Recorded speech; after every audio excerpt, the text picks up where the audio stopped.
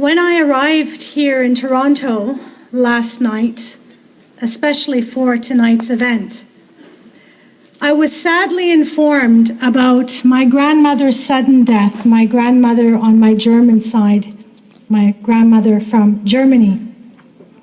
And so I reflected on the narratives of my grandmother who lived through the Second World War and spoke about the genocide, the Holocaust of the Jews.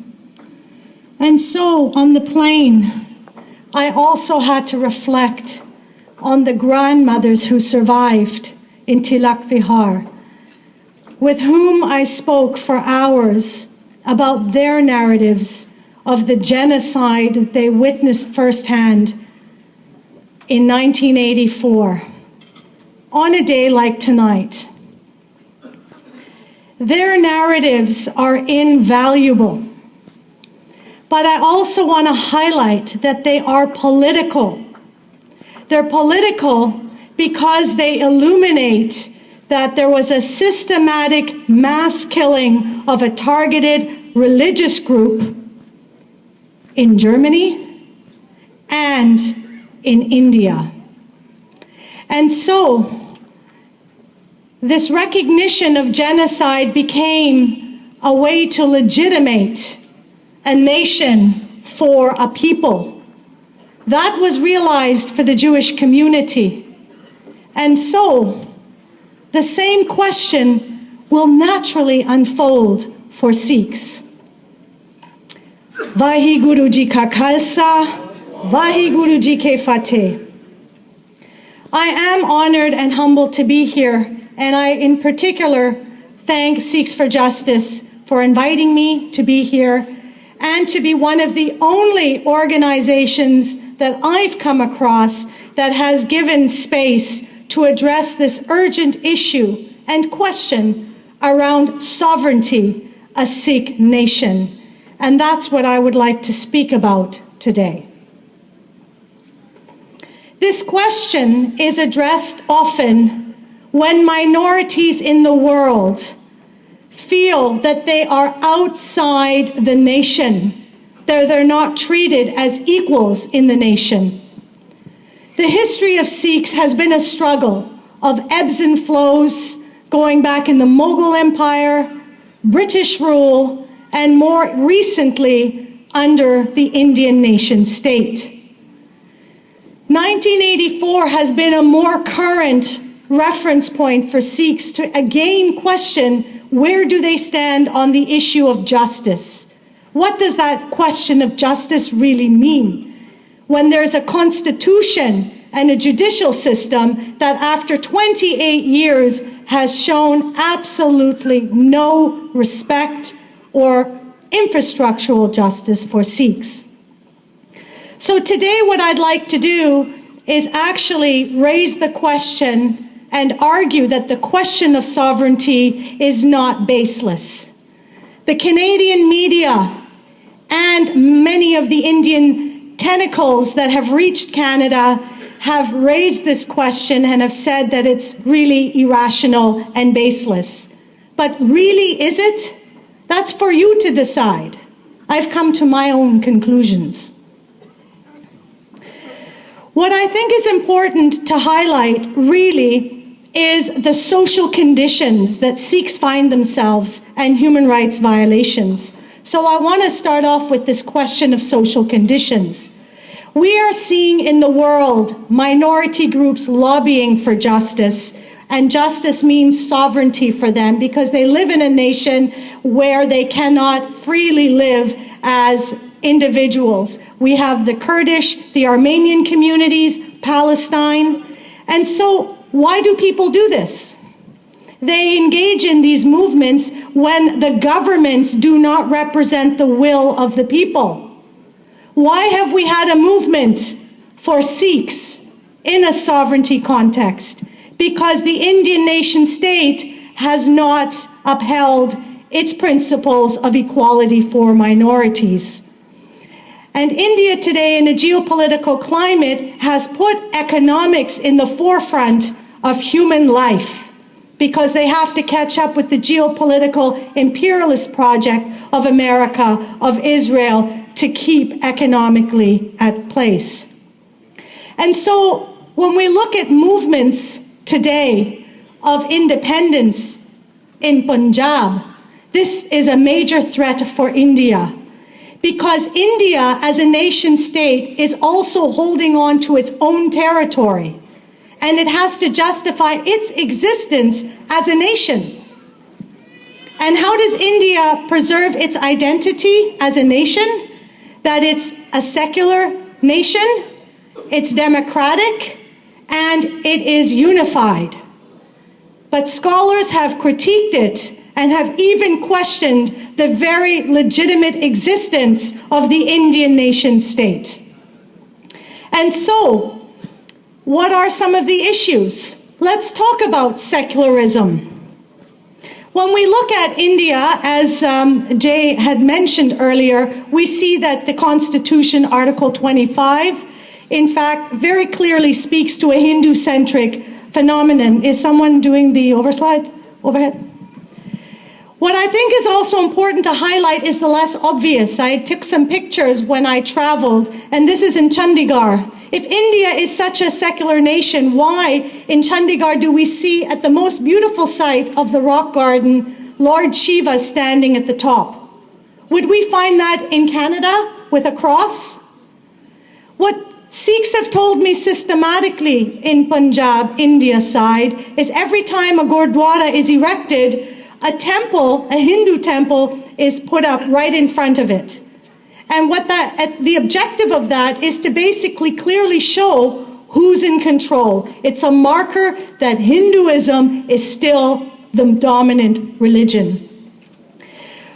India continues to sell itself as a unified nation. Well, in reality, it is perched with conflict between the Kashmiri movements, the Dalits, Khalistanis, and many more.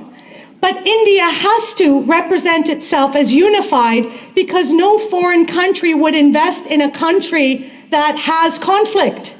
So this is the facade that it represents to the world. But what's even more problematic is that this ideology has justified the brutal torture and dehumanizing treatment towards Sikhs.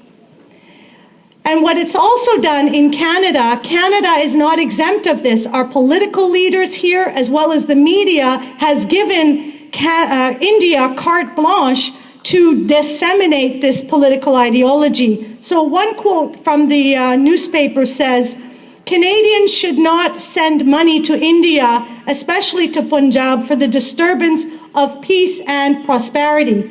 So the media is already suggesting that India is stable and peaceful. And this is what people are to believe. But there are deep-rooted problems in India that are hidden. And so when you have this kind of argument, it gives India carte blanche to use excessive force. The National Security Act of the Terrorist and Disruptive Activities Prevention Law have been invoked in brutally crushing the Khalistan movement, and it has been justified to secure the nation. But I also want to go so far that the Indian terror in the name of national unity has even justified infiltration. KPS Gill justified the policy of creating undercover squads, and the public accepted this. I will quote from KPS Gill. He says, "Punjab can do nothing without special spotter parties, and there is no question of doing away with them, irrespective of whether or not individuals are really guilty or in suspect conditions." So the question here is, why does India exempt itself from being called a state terrorist, and why are the Khalistanis labeled as the terrorist? We have to start to ask these particular questions. And so it's this dynamic that is really important for Canadians to understand what is unfolding in this movement of sovereignty today. So where does this movement fit under international law? According to Eliot and Flores, colonial people have a right to secede. Only saltwater colonies have the right to unilateral secession under international law. And in Canada, advocacy for Khalistan is not illegal. In many ways, people have been silenced and have been conditioned to believe that it's illegal. I will quote our MP Stockwell Day, who says, "The Canadian government can't do much about people peacefully lobbying for Khalistan," end quote. So what makes the quest for sovereignty a legitimate question? I think we need to highlight two key points: that there was a Sikh nation, and number two, some real serious human rights issues. So starting off with Lahore, we must focus on Ranjit Singh, who founded the Sikh nation. He occupied Lahore in 1799. And I think it's important to highlight that under Sikh rule, Muslims and Hindus lived as equal.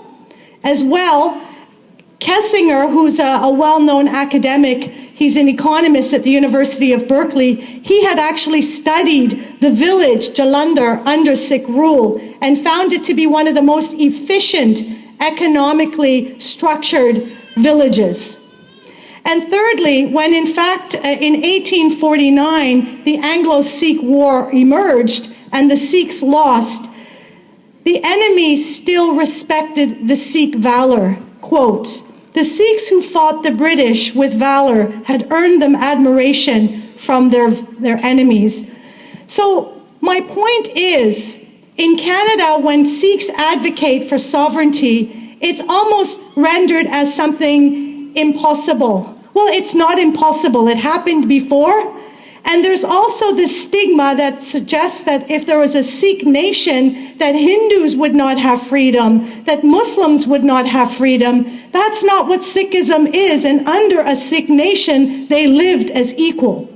So this has to be illuminated to people to show this history. And also to show that Sikhs are not primitive Orientalist beings, but they are capable of running a nation.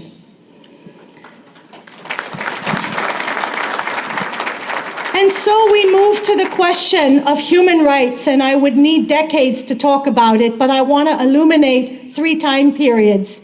Operation Blue Star.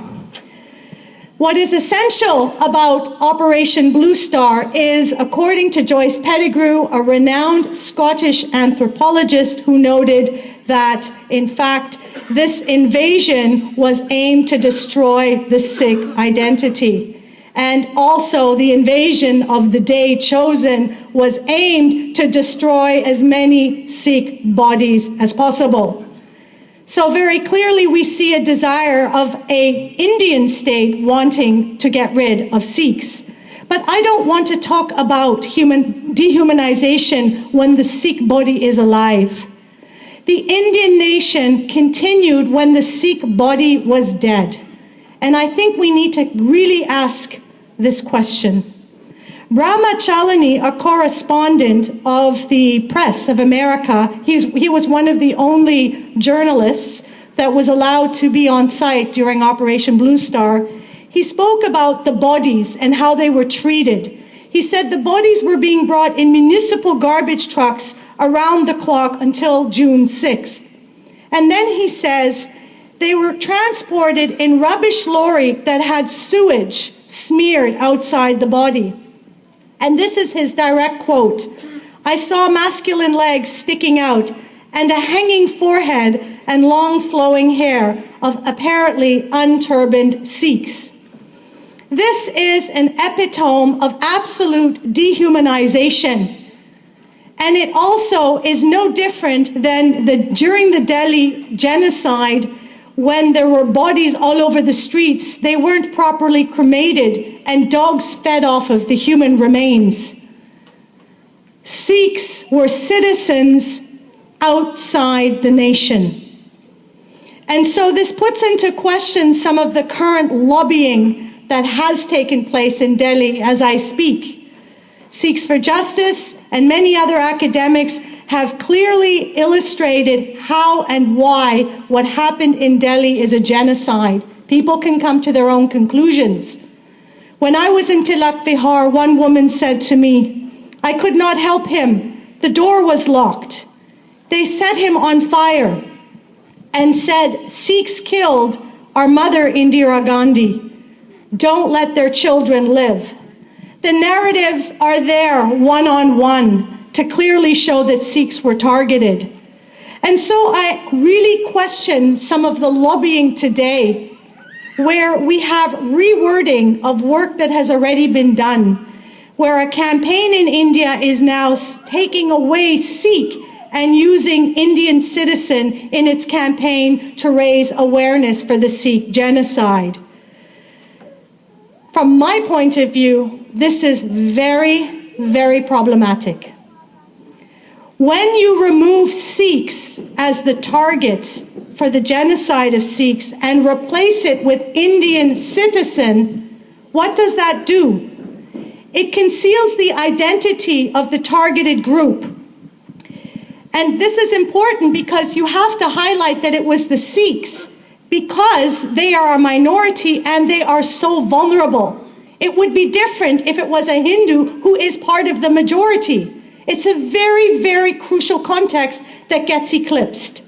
Secondly, it robs of the atrocities singular status involving Sikhs. And it also allows the state to move away from the term genocide.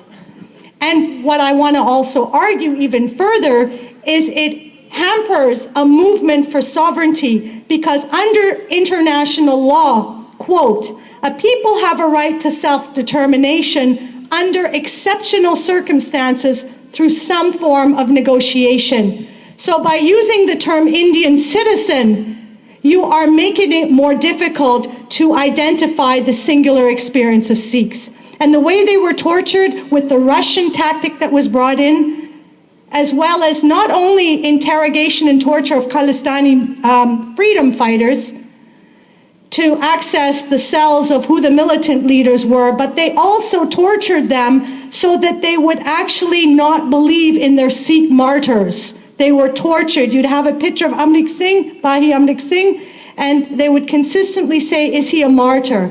And many Sikhs actually endured the torture. So the third point is that this also allows space for governments to continue their discussion around the Sikh history that becomes less accurate when it's just an Indian citizen. And my question is, when you look at how Sikhs who were looking to the Indian state trying to escape when their husbands were being killed, at that time they weren't considered Indian citizens. So how can we now call them Indian citizens? We really have to ask ourselves, where are we moving in this movement, and to really critique it. And so it leads to the question, what did Sikhs do at the time when the law didn't work? Movements began. And according to the work that I've done, I've met several Khalistanis across the globe, and many consistently said they joined the movement because it was, quote, "a duty to their faith and innocent people being wronged by the Indian state." So the question now is, when we learn about this movement for sovereignty today, what do we learn about in the Canadian media? We learn about how violent the movement was. It was violent. It was brutal. But how can we even talk about violence of Khalistan movement without bringing in the black cats? The infiltration that took place. There aren't many reports, but some reports that I came across, citing Dillon and Gershon, one very interesting case that spoke about families. Let me show you how it worked. In 1988, heads of militant outfits issued a warning to the people against the government of killing Sikh families, and they advised them. The next day, on April 1st in 1988, 37 people were gunned down in Taran subdivisions, and 18 members of families. They left behind a letter that accused 3 key Khalistan movements responsible for it. They weren't. This is a clear example of Indian government agents framing the Khalistan movement. And this is what we systematically learn about in the media. And this is what we have to deconstruct. A third reason why many Sikhs also joined the movement, which is very natural for any minority group, is when their identity becomes eroded. When we look at modernity here, this picture in India, go back please to the picture, yes. When we look at modernity, India lauds modernity. Bhindranwale resisted this very fiercely. And in fact, Rajwana urged people to actually refrain from this particular movement the other way. Yeah, this is the Rajwana movement. The next one? Yeah. So if we look at Rajwana, people had argued that the Khalistan movement was dead, but in fact, with the movement for Rajwana, you clearly saw that the spirit of sovereignty was alive. And he says, my only message to the Sikh youth of today is to refrain from adapting Western customs. This is really important because in many ways, when we look at modernity, it has diluted the Sikh identity and faith. And this is exactly what Bhindranwale had argued on various fronts. If we look at many arguments around the Sikh psyche, this is in California, and the resistance of Sikhs is alive. As much as people may say that advocacy for sovereignty isn't there, this is a taxi driver, and I have noted in my 10 years that Sikhs will always resist in some way inequality. And my faith in the Sikh character has existed on various fronts. In India, I often didn't see these t-shirts, but when I was recently in Pakistan, I saw a Sikh youth wearing this t-shirt. This is a defiant subjectivity that continues in Sikh youth today. It is exactly this kind of defiant subjectivity that Bhindranwale had, and that's what's missing today. Part of the movement today is we don't have leaders that have the courage to speak out on issues. They're fearful and careful. I want to read a quote from Bhindranwale on the question of extremism. And I ask you which leader you know today would answer it in this way. He says, the issue of Sikhs being a separate nation comes up every day. I would like to make another humble statement. They say if Sikhs are extremists, I ask those leaders, if Sikhs are extremists, you should accept that Sikhs are a separate nation. If Sikhs are part of Hindus, then you should write, Hindus are extremists. The subject of Khalistan gets deflected, or there are taboos and rules that prevent people from speaking about the subject. But I want to illuminate from a PhD student at the University of British Columbia, Prap Sharmbir, who says the following. The Khalsa is a sovereign being, and that's why it needs sovereign space of its own, that is Khalistan. Most commentators do not make this link, interpreting the demand of Khalistan as contrary to philosophy and principles. When we hear our political leaders speak often, they separate the Sikh lens from really what it should be.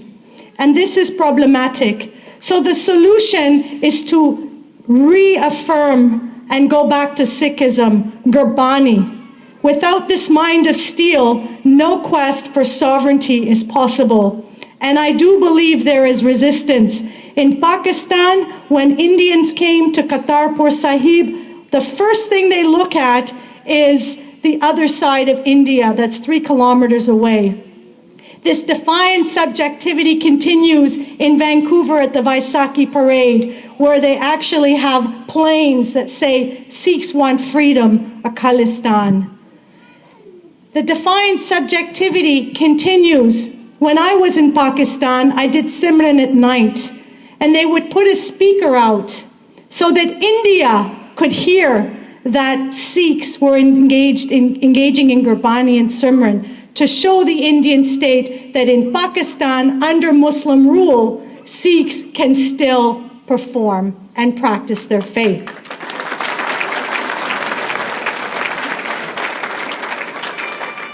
And I'll never forget the words.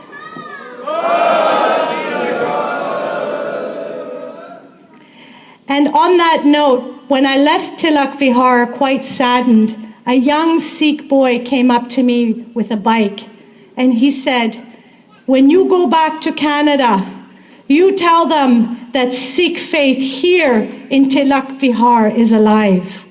This is a very powerful statement that shows that the Sikh psyche and spirit is alive. It has reawakened. It just needs a proper channel. And so in closing, part of freedom is the freedom to oppose a state which suppresses one's own identity, subjectivity, and exercising control over one's own body. History has shown and continues to reveal today that the Khalistan movement is more than a movement. There is an unexplainable deep spirit that is alive in the Sikh body. It doesn't require an explanation. It just is. And citing an elderly man from Patiala, who I have to keep anonymous, he left me with these words. There is a semiotics of a dream when they talk of Khalistan. It's driven by an inside wisdom. It is not empty politics. It is more than that. This demand will never die. It constitutes who Sikhs are, a Sikh nation, Khalistan. Vaheguru Ji Ka Khalsa, Vaheguru Ji Ke Fateh.